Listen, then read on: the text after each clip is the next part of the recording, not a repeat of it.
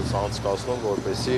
լավագույն կադրերին ներկայացնեմ վարչապետին։ Հրաժարվողներ եղել են, ասում են հրաժարվողներ կան, 1 րոպե, եղել են հրաժարվողներ, որոնց որ առաջարկ եղել է գնան այդ դուշպարտոնին, բայց հրաժարվել են։ Չէ։ Պետի հետ կապված ասում են նախկինը ազատվեց աշխատանքից, որովհետև թույլ էր տվել, որ Դավիթ Տոնոյանը ազգային ժողով գալու ճանապարհին տեսակցի մայրիկին, դրա համար ազատվեց։ Ինքը թույլտվություն չէ վերցրել։ Նախկին պետը ազատվել է իր սեփական դիմումի համաձայն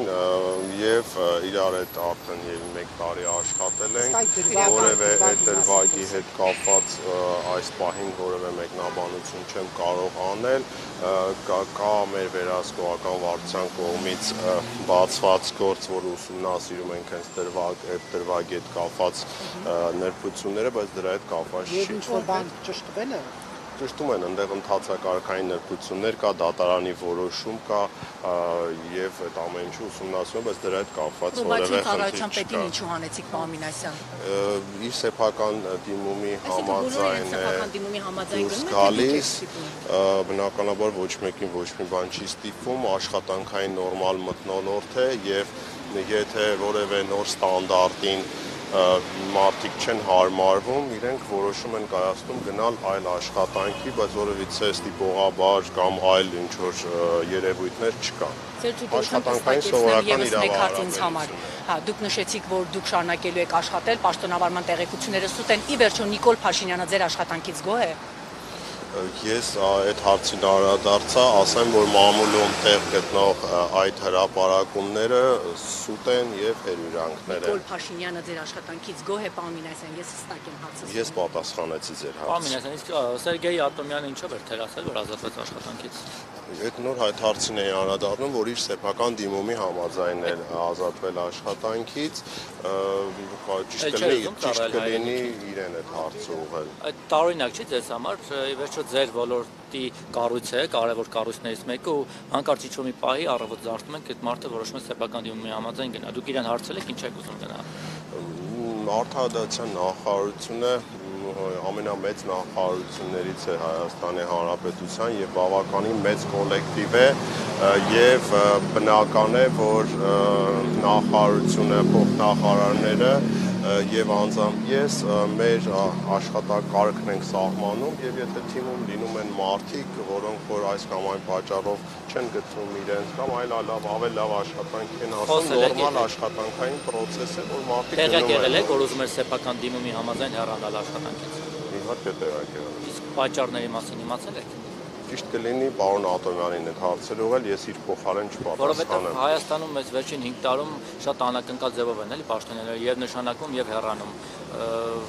Օրինակ հատկապես ուժային ոլորտում տարին 2 անգամ կարող է ուժային ղեկավար փոխվել։ Հիմա սա նորմալ է, դուք որպես պետական կառույցի մարդ նորմալ եք համարում սենց հաճախակի տեղափոխություններ են անակնկալ ձևով։ Ես նորմալ եմ համարում թիմային աշխատանքը ու եթե ինչ-որ մեկ ուզում է իր աշխատանքը փոխի, նորմալ եմ համարում, որ աշխատողը իր թիմի համաձայն ազատվում է, նոր աշխատողներ են ներգրավում, կարևորը արդյունքն է, կարծում եմ մեր արդյունքը բավականին լավ է եւ ավելի լավացնելու ենք թե կադրերի փոփոխությամբ, թե նոր կադրերի ներգրավմամբ։ Ատոմյանը թիմի մարդ չէր, թիմային աշխատանքի մեջ չէր ներգրաված առանձին աշխատանք։ Ես խնդրեմ այդ հարցի հետ կապված բոլոր հարցերը Ատոմյանը չի ասել, որ ուզում է փոխել, այնպես չի որ տեղից որոշել է գնալ օրինակ վերադառնալ, տեղափոխվել IT ոլորտ, որտեղ այնտեղ վարձ են վարձատրում։ Ինքը ուղղակի հեռացել է աշխատանքից մամուլում տարբեր պատճառներով։ Պարոն Մինասյան, հետաքրքիր է ստատուտի վավերացման հետ կապված, ինչ հնարավորություններ կան իրավական ստատուտը, որ խորհրդանը վավերացնի, միևնույն ժամանակ չկատարի դատարանի որոշումը Վլադիմիր Պուտինին ձերբակալելու վերաբերյալ։ Եթե չեմ սխալվում, նշվեց կառավարության ներկայացուցիչների կողմից, որ տենց հնարավորություն կա։ Պետք է նշեմ, որ ստատուտի որ նախագիծը ներկայացվել է շատ ավելի վաղ, քան ձեր կողմից հիշատակված որոշումը եւ դա միտված է զուտ միայն մեր ինքնիշխան տարածքում նոր քրեաիրավական միջազգային լծակներ ավելացմամբ, այսինքն դա մեր պետական շահին է ուղղված, ուրիշ ոչ մի բան է։ Հիմա պարոն Մինասյան, երբ որ Վլադիմիր Պուտինը ժամանի Հայաստան, իրեն ձերբակալելու եք։ Ինքը հնարավորություն է տալի միջազգային քրեական դատախազական եւ դատական համակարգին մեր Հայաստանի Հանրապետության հանդեպ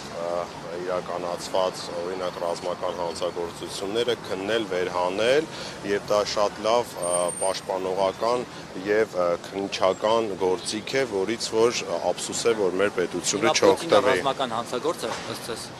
Քաղաքական նման հարցերին ես իրավական տեսանկյունից ընդհանրապես կապ չունի Հռոմի ստատուտը ձեր բարձրացած հարցը։ Ինչ եք անել, ինչ մեխանիզմ եք կիրառելու, իրավական մեխանիզմ, որը թույլ կտա միևնույն ժամանակ եւ վավերացնել ստատուտը խորհրդանի կողմից եւ դրա որոշ դատանի որոշ պահանջներ չկատարել։ Իրավական առումով Հռոմի ստատուտը, ինչպես վարչապետը երեկ նշեց, Աժեի ամբիոնից անպայման վավերացվելու է եւ Հռոմի ստատուտի հետ կապված այսպես ասած կառավարության որոշման հաստատումը եւ այնուհետեւ ազգային ժողովի կողմից այդ նախագծի ընդունումը որևէ կապ չունի Ռուսաստանի հետ կապված իրադարձությունների հետ, դա մեր պաշտպանական գործիքակազմն է։